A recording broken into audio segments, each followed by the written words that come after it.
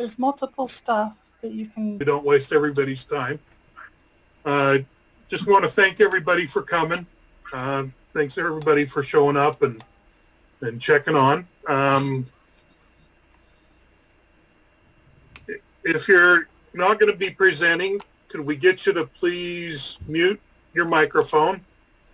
There isn't too many left open, but if we could get you to do that, I'd appreciate it. There's a link in the chat area for the book the AuxComm book that Mike is going to be talking about. So if you want to either click on it and open it up so you can look at it, or at least write it down so that you can get into it later. That way you can look and see what it is. Eldon, they could do a cut and paste on that. Yeah, it's about 20 pages.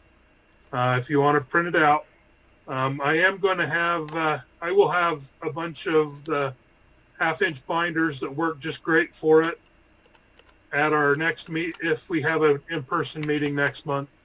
Otherwise, if you want one, get in touch with me. We can figure out maybe a place where I can meet you and we can get you a binder. Other than that, reminder for the board, next week will be board meeting, and we will be having it on Zoom again for next meeting next week. So with that, we will repost the link for those if they don't have anything, if they can't see it. Hey, Eldon, real quick, is it the same one that they handed out to everybody at the AuxComm conference last year? Yes, they didn't hand the book out. They told us about it, but yeah, this is the same program as that is. So, okay, then in that case, then yeah, I do still have a paper copy of it floating around. They did have a few of them, so I did come across one of them, but can't find anybody to sign it off. So, just want to make sure on that one real quick. Okay, yeah, he's gonna be covering that on who can sign off and what we need to do for it. Hopefully, a little more in depth maybe than was covered in November, so that we can get it figured out. And that is something that we are planning on trying to work on during our in-person meetings. So, with that, everybody got their mics. And we'll turn the time over to Mike Collett. And thank you for taking the time to come and be with us.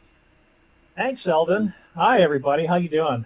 I hope everybody's safe and hope everybody's healthy. Doing that on this end, it's kind of an interesting new world. I've spent a lot of time on Zoom in the last little while, mostly as a recipient and rarely as a presenter. So let's see if all the technology is going to work.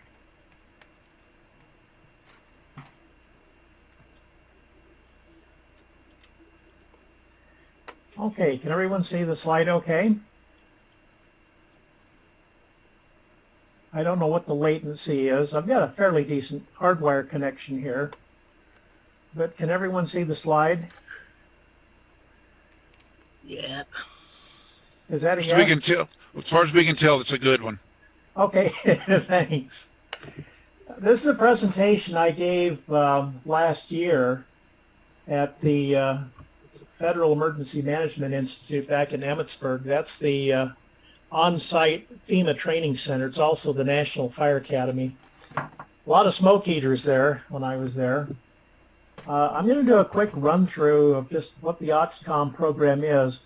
I have 4 questions that Eldon passed on to me that I'll address, and then we'll spend some time on any additional questions and see if we can just give you, flesh out the understanding that was launched back on November 2nd with the first AuxComm conference, and we'll see how we do here. Now, I haven't tried this video before, but we'll see if this works because it's kind of fun if I can get this thing to work.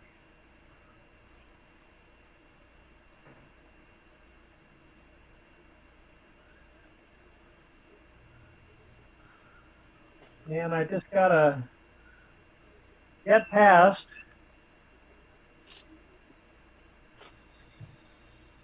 There we go.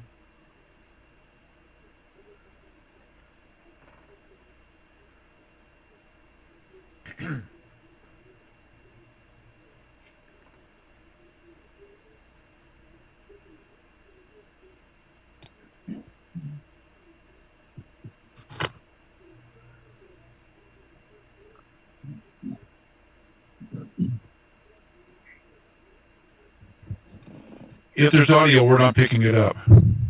Say again? If there's audio, we're not picking it up. Okay, then I'm going to, sorry about that. It's really a lot of fun, but yeah, I'm hearing it here. I'm not sure how to get it there, so we'll just skip this part. It's part of the screen sharing part. You actually have to share the YouTube window in order to get to go through. Okay. Let's see. I'll try it once more, and then we'll bag it if it isn't working. On the left-hand side of your screen, when you share, it says share sound. You've got to have that clicked or it won't work.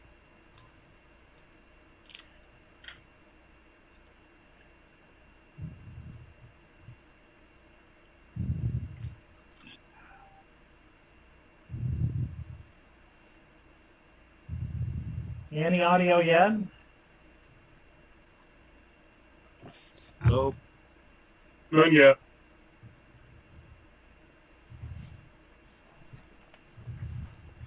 All right, I'm going to skip that. I'm sorry about that. It's a lot of fun, but I don't want to tie up your time on it. All right, in 2001, and again in 2005, we had a big problem. What was the problem? Well, one of them was 9/11. One of them was Katrina in August of 2005. So there was a common denominator here, particularly with the emergency responders. Those responders and the government officials couldn't talk to each other. Police had a hard time talking to fire. They had a hard time talking to public works. They had a hard time talking to the city fathers. They had a hard time talking to the feds. It was quite an eye-opener to understand that people really didn't have good communications with each other. Out of that, FEMA got a sister a few years later called CISA. Both these are departments of the Department of Homeland Security. CISA, and you've seen that logo on a lot of the training materials, including the AuxComm program we're going to talk about tonight. It's the Cybersecurity and Infrastructure Security Agency. That was established to help solve the problem, and there's actually an emergency communications group within CISA that's actually been developing these materials, and a lot of the NIMS materials and programs a lot of you have taken, the IS 100, 200, 700, 800, 300, 400, etc. So the folks in CISA were given a mandate to support and promote communications between first responders and among first responders and government officials. Now out of that was born AuxComm. So some of you know, some of you may be wondering, is it a new organization? Does it replace something? You know, lots of us have been members of ARES and RACES or MARS, Skywarn, REACT, Mercury, MARA. So does it replace anything? Is there a threat to this AuxComm program? Some are wondering about that. Or is it a new opportunity? That's what I'd like to talk about tonight. What is AuxComm anyway? I saw some real fun rigs on the photos tonight. I didn't see one quite this old, but I'm still looking. So AuxComm is the official name given by the Department of Homeland Security to amateur radio operators could be RACES, ARES, CERT, could be wearing any of those hats, who augment the paid officials during declared emergencies. So that's what AuxComm is. Now there's an important distinction to share. It's not an organization. It's simply a certification. The goal was to standardize the certification to a federal standard, let the states put their stamp on it, and then provide a uniformly trained, credentialed group of communications volunteers that are available for disaster response.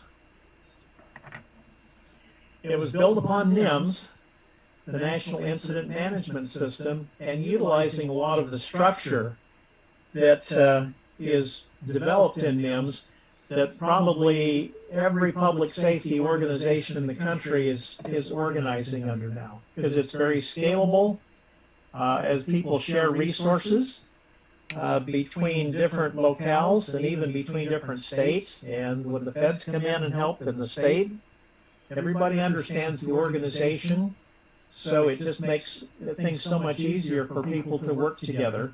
And kind of the baseline for people to have a common organization for them to be able to communicate together. So it's kind of a foundation of the program.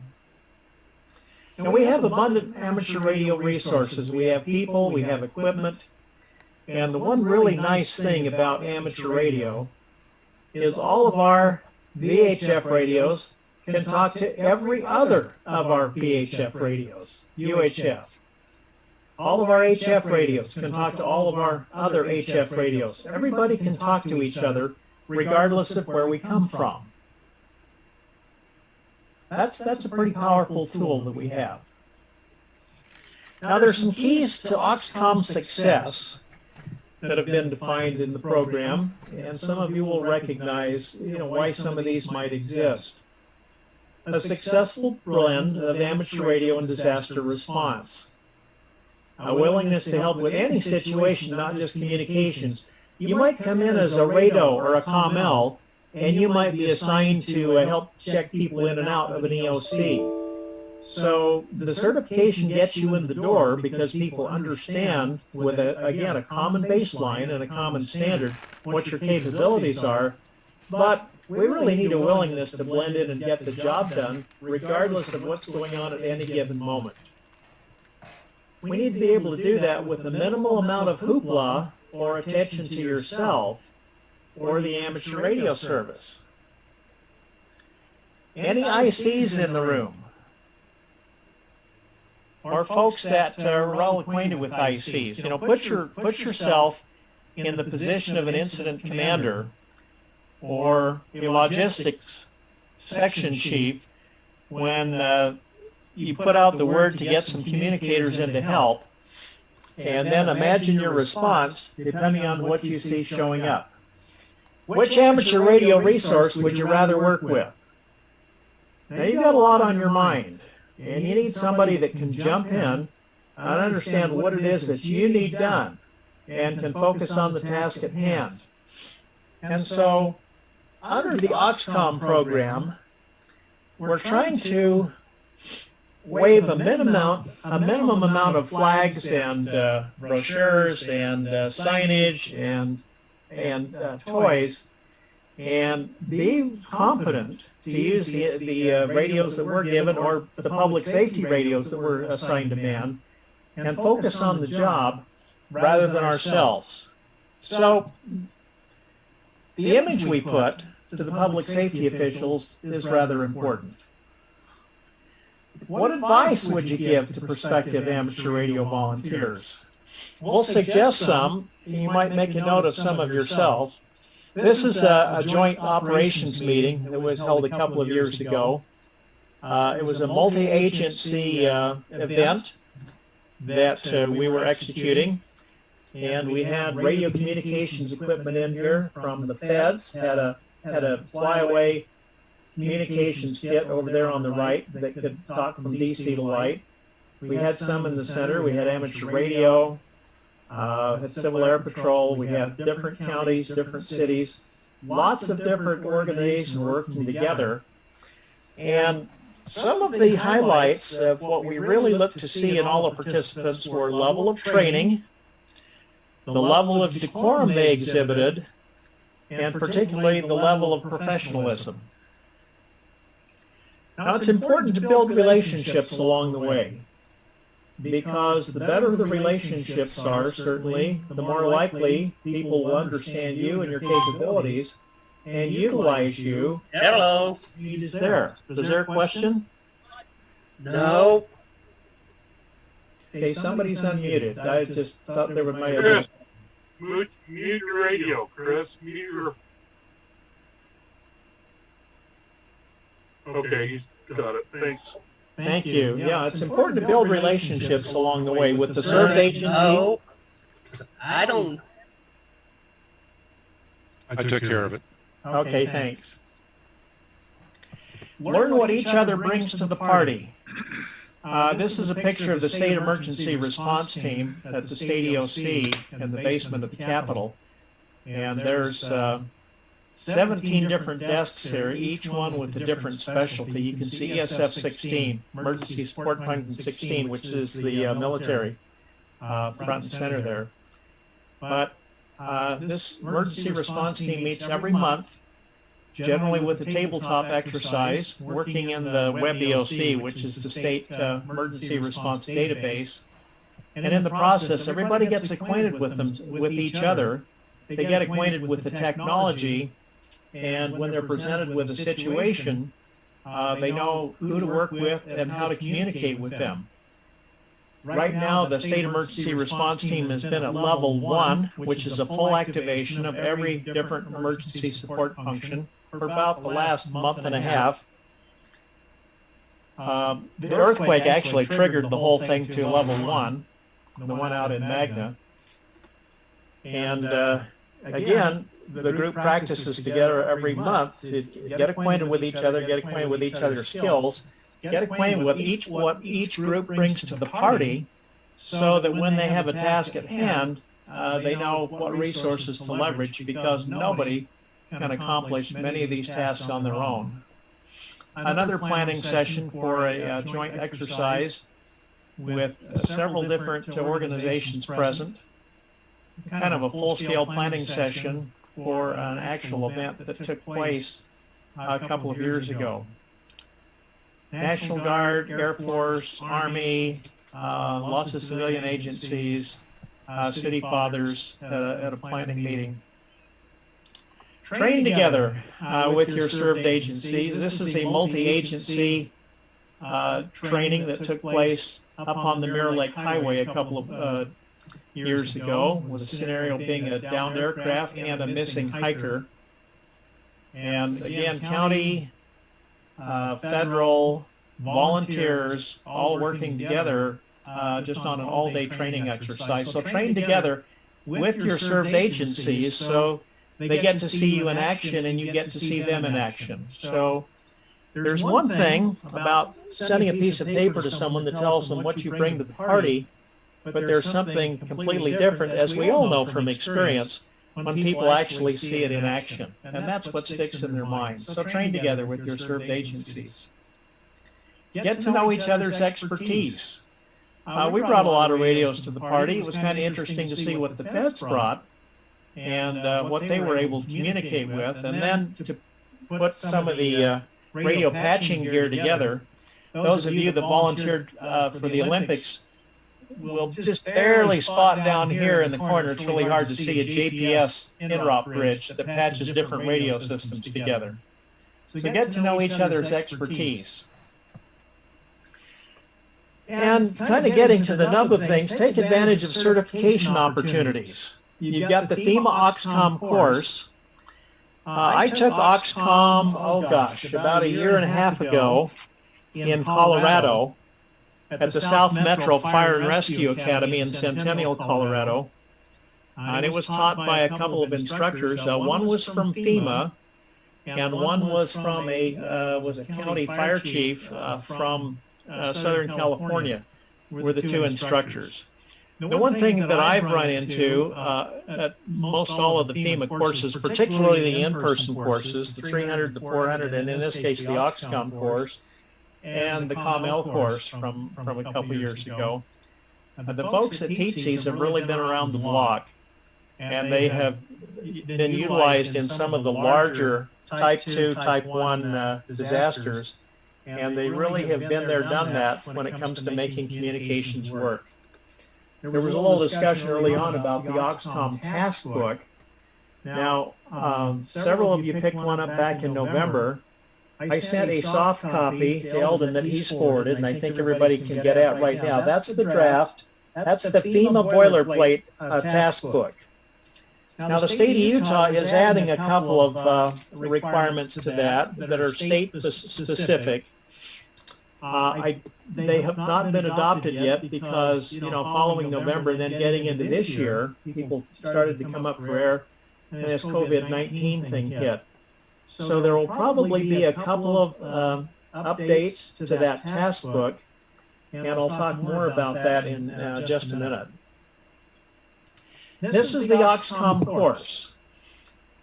It's about an inch thick, and it's really a very comprehensive and excellent course. I was interested in the whole thing from start to finish, because they talked about some things I knew a lot about, it talked about some things I didn't know a lot about, and talked about some things I wanted to learn more about. The Communications Unit and the Emergency Operations Center, AuxComm roles and responsibilities, interoperable communications. A couple of us have some of these JPS radio bridges, and several times a year we're patching communications between federal and local assets so they can talk to each other on their different radio systems. And it's really been, the last time I used one was in the Olympics. It's really been interesting to see what we can patch together, and hearkening back to the statewide RACES net, knowing what to patch together and what not to patch together. Incident communications, an incident radio communications plan. The ICS 205 and the related plans to that. The Incident Communications Center, team management and accountability, resources, best practices, and then some discussion on intrastate and interstate radio networks. And if you haven't already in this course, you would be able to learn a lot more about the state's radio network and understand that the Trunk 800 system is predominantly used in northern Utah, but in southern Utah they're still using a lot of VHF. And sometimes they're linked together and sometimes they're not. And then we discovered that the digital systems sound really good, but in marginal signal conditions they go south faster than the analog system. So anyway, there's a lot of interesting practices to learn about and share, and hear from folks that have actually used these things, to hear about both the intrastate and the interstate radio networks. When it comes to interstate, of course, hams really have a leg up by virtue of their expertise with their HF radio systems. There's some other resources that you can take advantage of. The one on the left is no longer in print.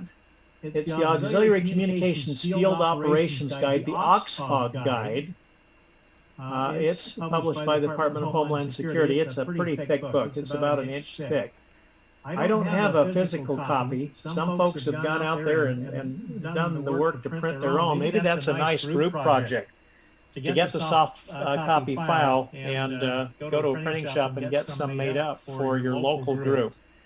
But the AuxFog manual, most of you have become familiar with it, with the NIFOG manual, the one in the middle, the National Interoperability Field Operations Guide. January 19, I think, may be the latest version. Not 100% sure. That's the one I have. It's available on the web as a download, or just to look it up on the web and browse through the pages. Every time the government printing office prints some, and I don't remember what time of year that is. Maybe it's October, November with the new federal budget year. They print just limited copies, and if you get in there real fast, you can actually buy some hard copies. I was able to get some 1 year, maybe half a dozen copies.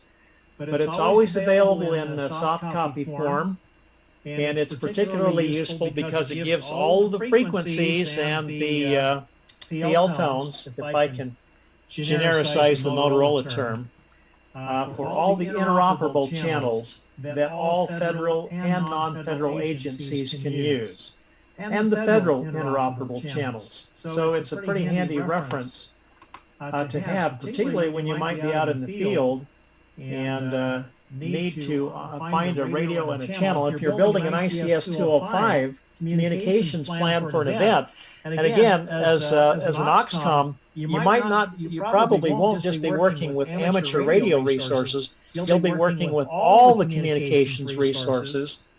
So you'll have to understand what different radio systems, and depending on what equipment is available, you need to build into the plan. And folks may be on a federal channel for one function, on a state channel for another function. There might be a mix of UHF and VHF. And this is a really handy book as you're building those plans to put that information in there for the various agencies to get their radios channeled or programmed up. This is one that you might try to get from, say, Salt Lake County or the different public safety organizations that you work with and volunteer with. It's the Utah Field Operations Guide, and this is kind of handy because it not only covers the interoperability channels that NIFOG covers, it also covers the state, used to be called UCAN, now it's UCA, Utah Communications Authority, that runs all state communication systems. They have a listing here of the 800 meg interoperability channels and the UHF interoperability channels. The state 800 simplex channels in particular, and the state 800 repeater channels that are not part of the trunk UCAN system. Now, you're not going to be very able to easily get an 800 radio programmed on the state system because you need a program key. But you can certainly put in the simplex channels and the state repeater channels to maybe give you a resource that you might not otherwise have. So if you can get one, it's something I'd recommend and something I've used at least once or twice a year. Here's an example of AuxComm implementation. A Colorado law, in 2016, has created an AuxComm unit within the state's Division of Homeland Security and Emergency Management. There was an FCC report to Congress back in 2012 regarding amateur radio's role in disasters and emergencies. I'll read through this, and I won't read too much more. John Peterson wrote this. He's back at CISA in the Office of Emergency Communications. He's actually taught 2 courses that I've been in back in Emmitsburg. He's kind of the guru that produces all these materials. Colorado's General Assembly determined a uniformly trained and credentialed unit of communications volunteers available for disaster response would materially assist emergency preparedness and disaster response efforts across the state. While maintaining their traditional roles as amateur radio operators, many of these volunteers assist with the establishment and maintenance of communications facilities, assist with programming public safety radios during emergencies, and act as radio operators on public safety channels, says the bill in its findings. So that state is very formally recognizing the capabilities of an AuxComm trained amateur radio operator. So in review, AuxComm isn't an organization, nor a threat, doesn't replace anything. It's a certification. AuxComm augments, but does not replace anything. Above all, AuxComm is an opportunity. As this standardized level of training and certification is taking root, different public safety organizations are going to be requiring an AuxComm level of certification to participate in an emergency, particularly in an EOC or an advanced communications base.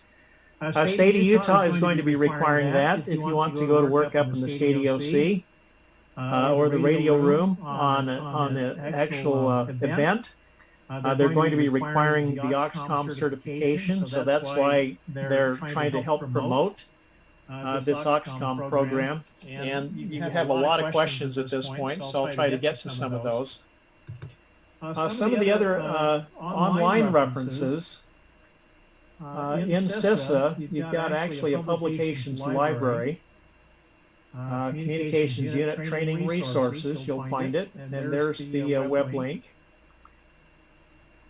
Under the task book, communications unit personnel position task book, and sign-off process template. This is a huge document that you really don't want to get too knee-deep into, but those are reference materials that exist, so you can see where some of the impetus for some of these programs is coming from. And as you get out there and browse around a little bit on the website, you can run into more of these materials that you'll be running across. So in conclusion, as we know, old hams never die. They just QSB. So thanks for the formal part of the presentation. I'm going to run through answers to some questions that Eldon forwarded on to me, and then we'll open it up to questions and comments, etc. So here are the pre-submitted questions that I received. Who can sign off on the position task book? Well, it's a three-step process to get signed off on the position task book. As you look through that, you'll see different tasks and levels of expertise that somebody who's observed your ability to do that will sign off. So those task sign-offs are signed off by a subject matter expert. Somebody who knows the subject matter and knows your ability to be able to understand it or perform it. The second thing that will happen is when you get all of those tasks signed off, your task book would be reviewed by an AuxComm or CommL course graduate, somebody that's already been certified to do that. And then once that's been reviewed and signed off, someone in the state of Utah will be the ultimate signatory, since this program is actually being sponsored through the state of Utah. Juan Villanueva, who's the state communications officer, or his delegate, would be the ultimate sign-off of the task book. The number two question, are there going to be any classes held to help people get signed up, an AuxComm course? The answer is yes. Juan really wants to get these scheduled and happening. Whether they'll be in person or virtual is yet to be determined. It's all on hold because he and everyone else are absolutely busy with the COVID-19 response right now, since we're the level 1 response on the state emergency response team, with every function being activated. But it will be established. He'll put out the word when that's likely to happen. We'll get it disseminated through all the amateur radio groups. And a registration for those classes, either virtual or in person, will be through UTrain, just like you registered for the AuxComm course last November and the ARES RACES courses that the state put on prior to that. Is the state planning to have some type of credential for those that are certified? Yes.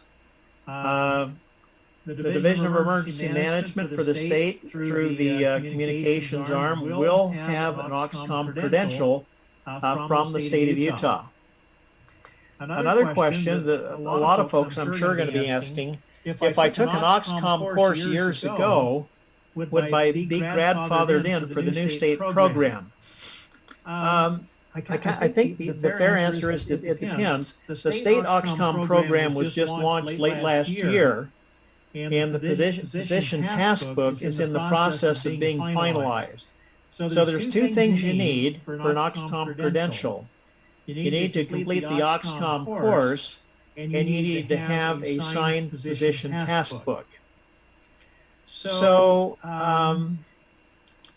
the one thing that is really going to be helpful to a lot of folks, your experiences on different events, using your skills as outlined in the task in that task book, can count for the last 3 years. if you've worked on an earthquake, if you've worked on, the 24th of July parade, if you've worked on search and rescue events with supporting your local county, if you've worked on Lodija, if you've worked on the Wasatch 100 and all of the other major events, those are experiences you can use. Any of the experiences you've had within the last 3 years, you can use to document the event, the date, the place in that task book, and then again find somebody knowledgeable that was in that event with you, or somebody that is aware of you, to sign off. So you don't have to start from scratch and then do all of those things over again that you've already done. You can leverage any of the experiences you've had over the last 3 years to help complete that position task book. So that's the program. I'm going to see if I can figure out how to kill the screen here. Hey, Mike, I have one question. Sure. How long is the classroom part? How long is the AuxComm class? The one I went through, as I remember, was 3 days. Okay. Three 8-hour days there at the Rescue Academy in Colorado. And they only teach that every once in a very great while. Yeah, it's still rather rare. I mean, look what it takes right now to do an ICS 300 or 400 class. Those are taught up and down the state. There's probably something almost every couple of months somewhere in the state. Here in the Salt Lake metro area, maybe 3 or 4 a year, and they fill up pretty fast. So yeah, those things are kind of rare. And one of the things that's limiting that is the number of trained instructors and when they're available. So they're not going to be prolific as things start out. They certainly want to make them more prolific, because the goal is that anyone that wants this certification should be able to have a way to get it.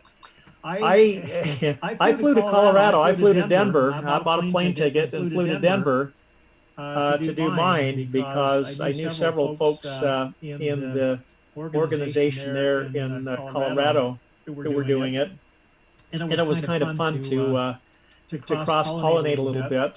I think Jerry Wellman did his up in Idaho. I think he drove up to Idaho, to Boise, somewhere like that, to do his. Once in a while we have to get a little creative, but as soon as folks come up for air, I know Juan wants to get some courses established on as regular a basis as possible. Here in, say, Salt Lake County, Utah County, maybe Weber County. And I think they'll ramp up over time. But yeah, they're going to be kind of sparse, I think, starting out, just like the 300 and 400s are right now. I think is a fair statement. Okay.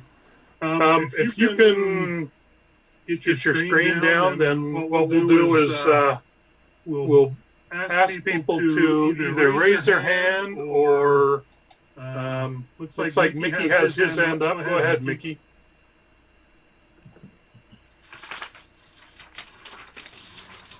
So I have been asked as organizers, and you're fading out, Mickey. I've been asked as a person who organizes and manages events to be a signatory on for the AuxComm book. But my question has always been, who certifies the person certifying the other person? So who is it that would say that I actually have the knowledge and expertise to sign off for somebody else? That's a good question. I think that the easy answer is if you've completed the course, then you have the perspective of what the course is looking for. I don't have a better answer right now than the ultimate authority would come from Juan or his delegates, the state communications officer. I suspect very quickly that would include former state communications officers. There's several folks in the state training department that are acquainted with the program. So I suspect that over time, we will find that a little less arduous than maybe we'll find as things start out. I'm guessing it's kind of like a new program at a university. You know, you get in a brand new program the first couple of years, there's a little bit of chaos, but there's also some opportunity there.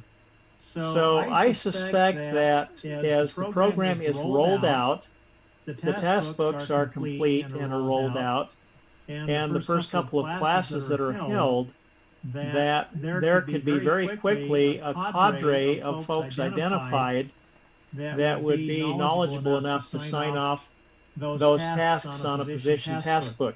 I think this is my personal point of view from working on a CommL task book, is that it probably won't be as arduous as it appears, because the reviewer, who's an AuxComm graduate or a CommL graduate, is really going to make that determination when they look over your task book. If they see somebody that signed off your task and they understand that, if they know that person and know the capabilities of that person, then they're going to make the determination on whether that's a valid task book. So I think we'll learn that pretty quickly, and I think we'll have more than just a few people that are going to be able to do that. I don't have a better answer for that, Mickey, but let me see how well you think I addressed your question. Okay. Yes, you've addressed it, but it still leaves the question of what do we do between now and the time that there is a established certification process, when people come up to me and say, you're the one putting this on, I need you to sign off in my book. Okay. A couple things. Number one, I think we all ought to start working on our task books and outlining them with the different things that we've accomplished, so they're ready for someone to sign off. We get all of that work done. Now that's a bit of work to go back and get approximate dates and places and find folks that worked with you on it. But I think that's one of the first questions that I'm going to relay back to Juan, that says, hey, people want to get started on this now. What can we do to give them some guidance so they don't have to have it done twice? But I think that the fair thing to start with is start outlining all of those activities you've done in the task book and get them ready for sign-off. There's a bit of work to be done to get all of that done, and that's something that doesn't wait on anything to get that started right now. Okay. Next, Doug.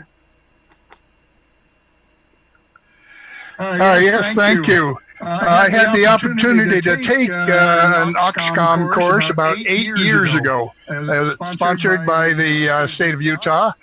Bob Craven introduced it, and it was taught by two representatives from the FCC in DC from OES, which, like you implied, is a predecessor agency to CISA.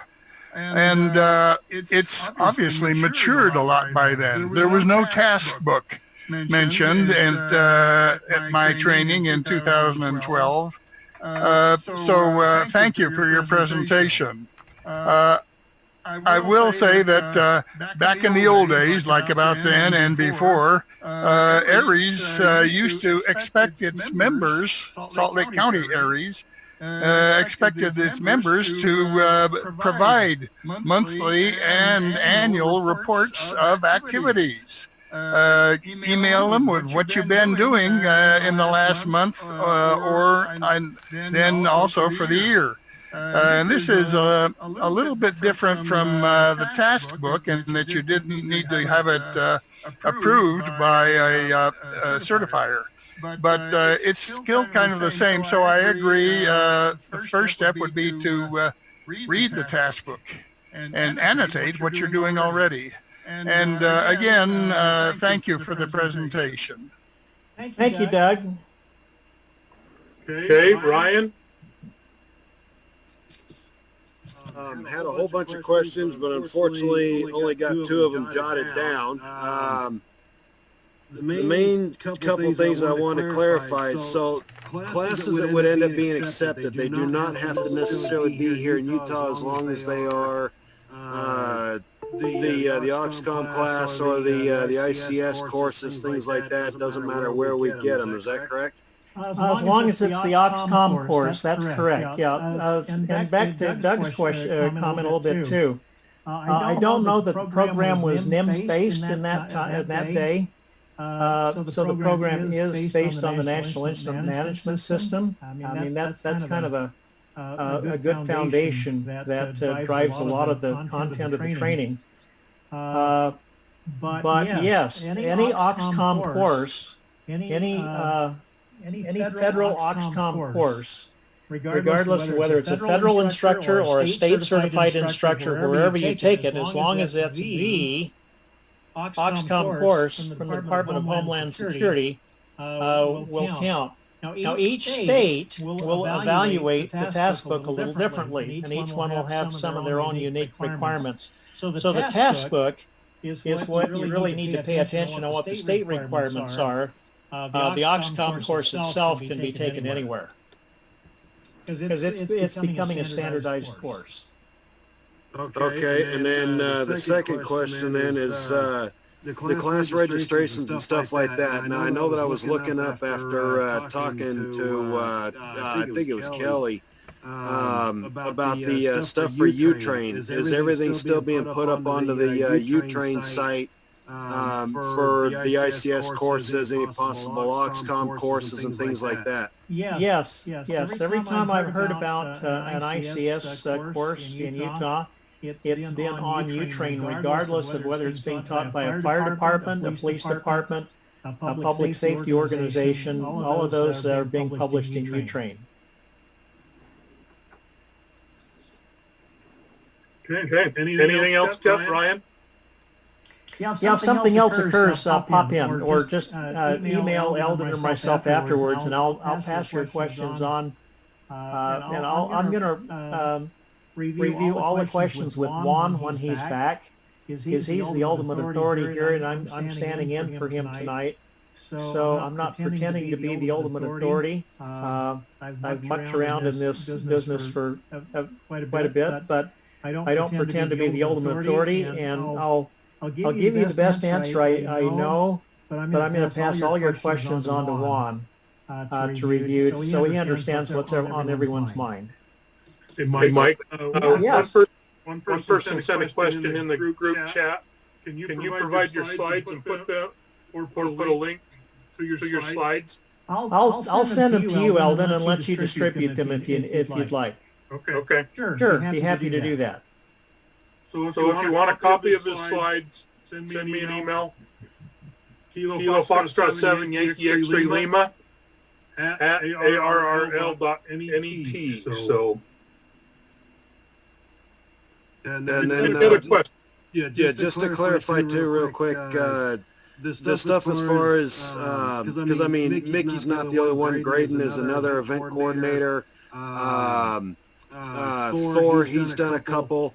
People like that end up being coordinators, they can or cannot, or should we hold for a final word as far as people that can evaluate capabilities, equipment, experience, and things like that to sign off on events? Because realistically, people that have already done events and everything like that, if they go back to their email history, most things are sent out that way and can end up coming up with a list of what they've done in the last 3 years, everything just down to even like the pictures from my background deal. That was a setup from one of my events. So, I mean, all of us have that kind of experience to go out and do these events and everything like that. So we should hold off on having that signed and just get it filled out as to what we've done. You get the final word, and then we can go back to those coordinators and say, can you sign us off now that it's been okayed?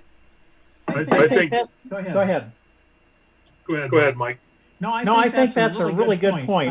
Graydon actually was on the small team that helped develop the AuxComm course for Utah. And so, yeah, someone like himself, I'm sure there's several dozen folks out there that are going to be qualified to sign that off.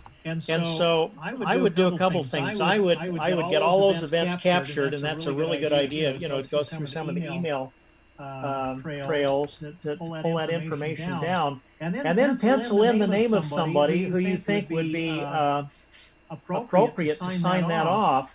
And I think one of the first orders of business, as soon as this task book is finalized, is get an answer back from Juan to answer, you know, who can sign these different tasks off. You know, folks such as Graydon. And so I'd pencil in some names and run them up the flagpole and see if we can even get a generic answer back from Juan, saying as long as it's somebody that's experienced and knows your qualification, you know, they don't foresee a problem in the task book review. So I think this is one of the early questions, you know, to save everybody time that we need to get an answer back on. So thanks. Is that Ryan that proposed that? Yes. Thanks very much. That was a really good point.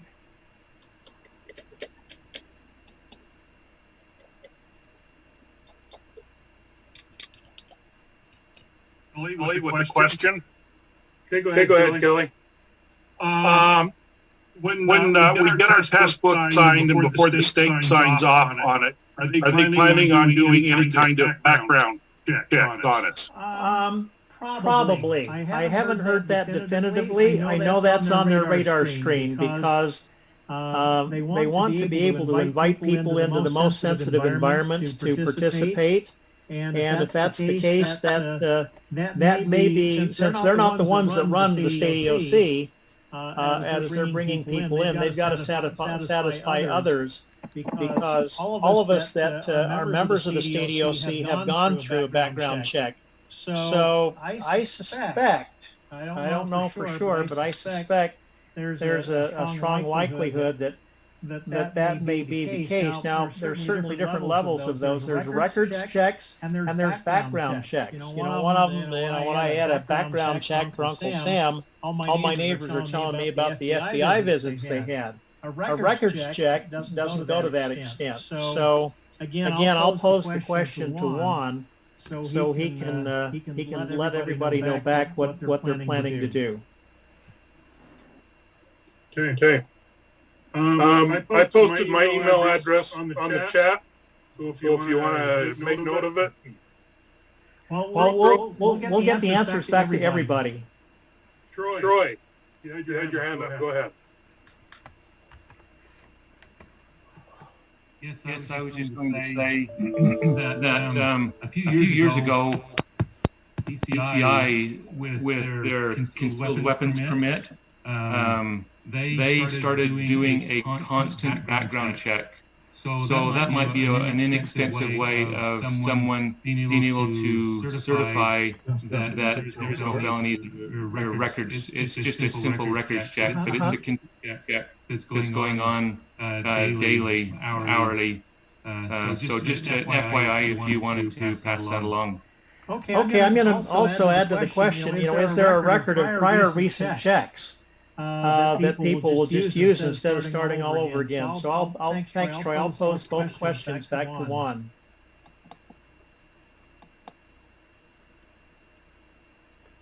Thanks, Troy. Anybody else have a question? Well, thanks for the again for the invitation. I'll pass on Juan's regards. Again, I'm standing in for Juan and trying to not torpedo the program that he's trying to put together, but and hopefully not give you anything biased on the program. I think it's a nice opportunity, and in going through the course, I found it thoroughly enjoyable. And I'm kind of a geek on one hand, and you know, and then I really enjoy putting this technology to use in public service. So it was something I thoroughly enjoyed all 3 days. I enjoyed the material. I enjoyed the level of expertise of the instructors. And I enjoyed getting acquainted with other folks from several different states who were attending, and found it rather a rich experience. So thanks for letting me jump in here tonight, and thanks for your questions, and I'll make sure that we get the slides out to you, and then I get all of these questions posed up to Juan. So stay safe out there, and thanks again. Thank you, Mike. We really appreciate you coming down. Okay. Again, reminder, next Wednesday it'll be the board meeting. Also, next month we're going to be having a report on the machine gun fire and what happened out there with the response from our ham radio operators that went out there a few years ago. They will be talking about what went well, what didn't go well, what things we need to look at doing better. And we will also, if we're doing our in-person, try and have something set up to work on as part of the book, so that you get a little bit more knowledge about the book. So, any other questions, any concerns, any comments anybody wants to make? Go ahead and unmute, talk. This is Grant. Go ahead, Grant. For the board members, in the next 2 days, watch your emails for the invite to the next Wednesday board meeting. Okay. Anybody else? Comments? Questions? Concerns? This is Doug. Go ahead, Doug. On the subject of AuxComm, there was an article written in the QST Public Service column 4 years ago. It was the May 2016 issue by Rick Palm, the columnist, where he reported his experiences taking the AuxComm course in Florida. And he described it as kind of a tough course. Quote, a grueling 3 days of classroom lecture, videos and tabletop exercises, culminating in a mega disaster exercise. My experience is it wasn't that bad. You know, I can sit in a classroom for 3 days and maybe even get a piece of paper at the end of it. That's just free for nothing. Thanks, Doug. Appreciate your comments. Okay. One other thing that I would like to do is maybe put together a committee to review the frequency list. And so if anybody's interested, would you send me an email saying you're interested or willing to be part of the committee to review the oh my gosh, I can't remember what's it called? The standard load? That's the one. The standard load. The gray hair right here. Making this go away. Anyway, to review it and see if we can't maybe update it or see if it needs to be updated or changed. I know there's been a few more repeaters added recently, and so if you're interested in being part of that committee, please send me an email or send me a text, and when we get ready to do it, I'll get back with you. Any other questions, comments? I have one question for you, Eldon. Go ahead, Dan.